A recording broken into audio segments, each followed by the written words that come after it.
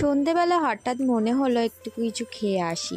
তো কি খাবো সবাই মিলেই বললাম, এমনকি আমার দুষ্টুও বললো মোমো খাবে। তো আমরা বেরিয়ে পড়লাম। তো বেরিয়ে পড়ে আমরা মোমোর দোকানে গেলাম, দেখলাম মোমো সব শেষ। বললো 1/2 ঘন্টা লাগবে। তো 1/2 ঘন্টা লাগবে সেই জন্য আমরা প্রথমে রুটির দোকানে গিয়ে রুটি কিনলাম। সেখানে দুষ্টু তোমাদের পয়সা নিয়ে একটু নাচছিল, মানে ওকে একটা 2 টাকার কয়েন দেওয়া হয়েছে পকেটে রাখার জন্য, সেটা নিয়ে দেখাচ্ছিল। তারপরে আমরা আবার গেছি রুটি নিয়ে মোমোর দোকানে বলছে এখনও আসেনি। আবার আমরা বলি তাহলে কি করব, সামনে কেকের দোকান ছিলাম, তাহলে আমরা কেকটা খেতে খেতে যদি মোমোটা চলে আসে বলে একটা পিসই কেক নিয়েছি। নিয়ে আমরা সবাই একটু একটু করে খাচ্ছিলাম 3 জনে। দুষ্টু সে খায়নি সেরকম একটা, আমরা দুজনেই খেয়েছি।